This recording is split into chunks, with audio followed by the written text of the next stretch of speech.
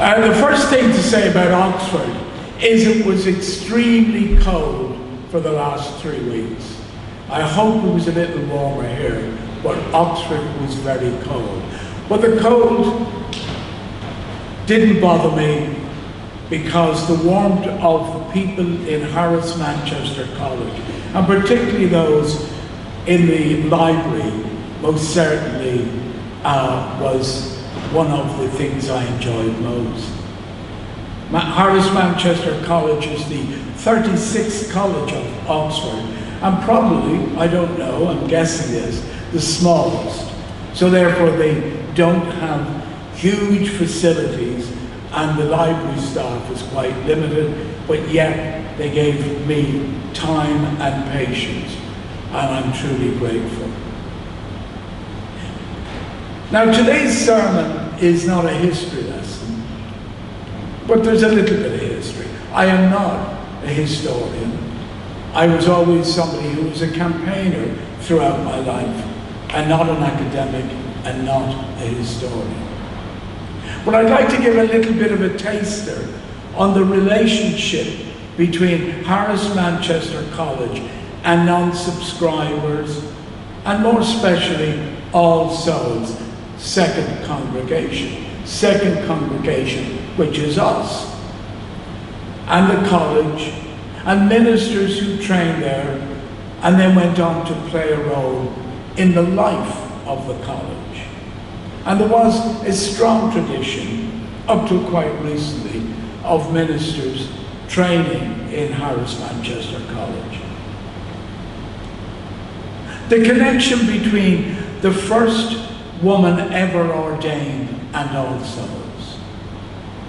The connection between Harris Manchester College moving to Oxford, and indirectly again All Souls. And with the stretch of the imagination, I will try and tease out those connections.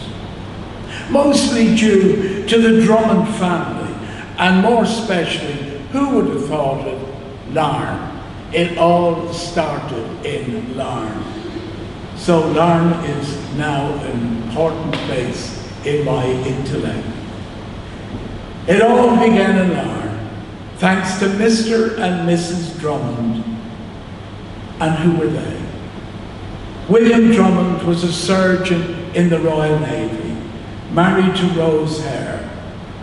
And William was paid off in 1883 and died of fever soon after entering a medical practice in Ballyclare. Now this left Rose with little or no resources. And Rose Hare, or now Rose Drummond, moved to Belfast with her 3 children and started up a business. I as yet don't know what that business was, but this was quite an achievement for a woman at that time, and showed a very independent mind. And this was so Rose could provide for her 3 children. Her son, William Hamilton Drummond, was educated at the Belfast Academy under William Bruce. But then that's another story, an even longer story. Later he went to Glasgow College to study for the ministry in 1794. Now his education was interrupted, and he didn't finish his degree. Instead he became a tutor to a family in Ravensdale in County Louth. And this may be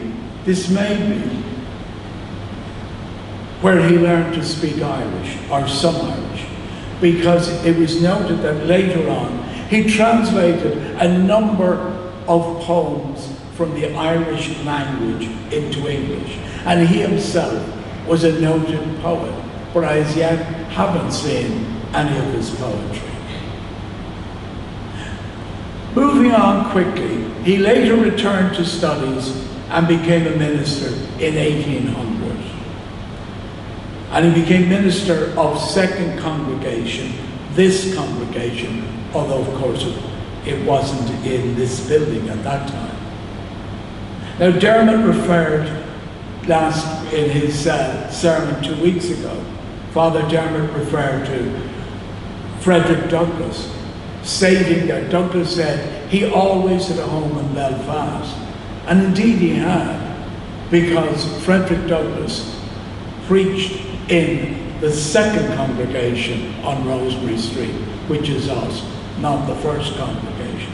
So Frederick Douglass was thinking, I imagine, of second congregation when he preached, when he said those words that Dermot quoted, I would always have a home in Belfast. After 15 years, William Hamilton Drummond became minister of Strand Congregation, Unitarian Church, Dublin. And after the death of his first wife, Barbara Toone, he married Catherine Blackley of Dublin. They had 3 children, and the one I wish to mention is James Drummond. James, like his father, went into the ministry. He was a noted scholar and eventually ended up principal of Manchester College when it was in London, not in Oxford to begin with.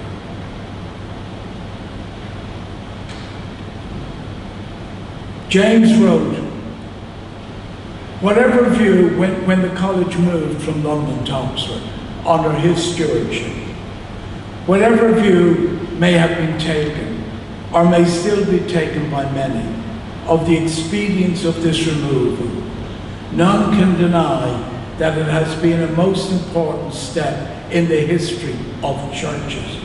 It shows that we are all still true to the idea of our Presbyterian forefathers, of maintaining the highest possible standard of education for our ministry, and our determination to take the place from which they were unjustly ejected in the national life of the churches of this island. What he means when they were ejected, there was no tolerance of those who didn't subscribe to Trinitarianism in Oxford prior to moving of our college from London to Oxford. And it wasn't until 1996 that Horace Manchester College became an official college of Oxford. Up until then, all the colleges had churches that were theologically Trinitarian, and our college was the first to have a church that was an inclusive, open, free-thinking Christian church, mainly subscribing to Unitarianism, but not only to Unitarianism. And he felt by moving the church to Oxford, which was the seat of education, particularly in these islands, that he was making a point that we were serious about education, serious about ministry, and serious about who we were. So he was responsible for moving the college to Oxford. He was also the principal of the college when Gertrude von Petzold became the first woman to train for ministry in 1901. Now, I don't know, and I couldn't find any detailed notes saying why that decision was made. But as principal, he must have thought about it. He must have considered it. That here, not only had they moved to Oxford, but now they were going to have a young woman train in the college for the ministry. She was the first female in England to perform a wedding ceremony. And when a student took regular services in the college chapel, where I took one of the services, I had the honor to preach in the college chapel on the 2nd of February, whilst Alan was preaching here. James Drummond, the principal, he commented on one male student who objected to Gertrude and the other female student using the dining room college facilities. Drummond wrote, "I should like to know if the two ladies, Miss Johnson and Miss von Petzold, shall never dine when in hall at a time when Mr. Addis is always present, but may fully lunch at a time when there is no supervision."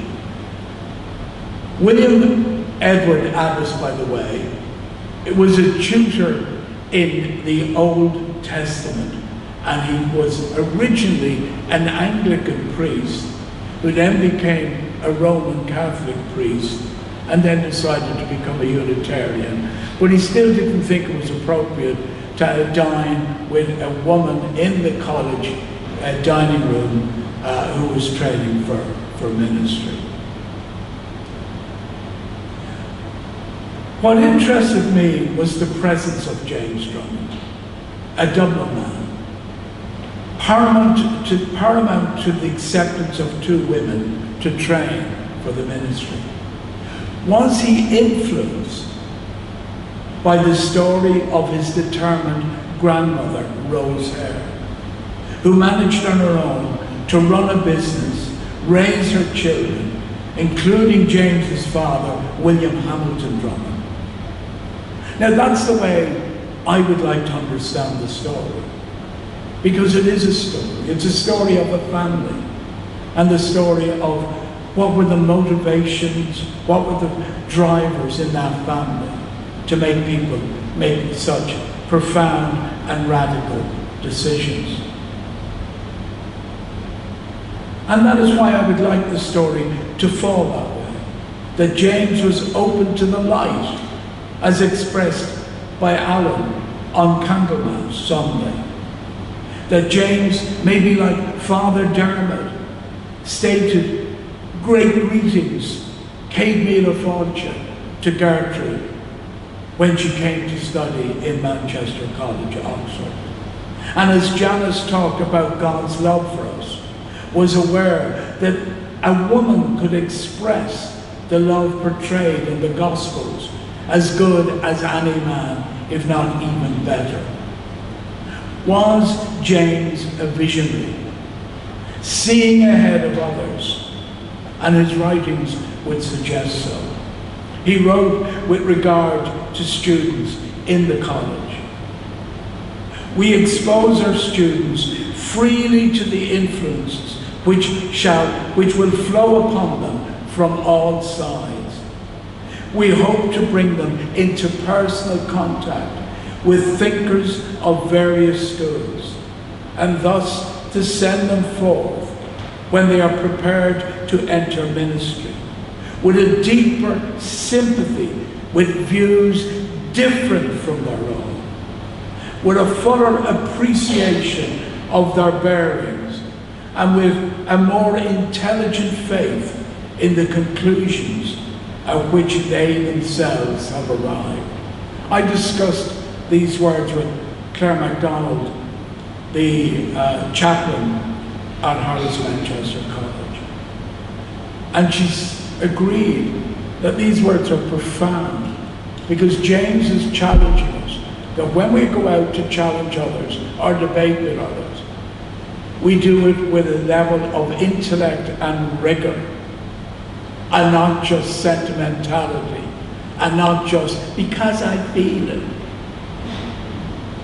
That we actually know what we're talking about. We know why we move forward. We know why we propose, for instance, as James Drummond did, that a woman be accepted into ministry, when every other single church opposed it, and many still do to this day.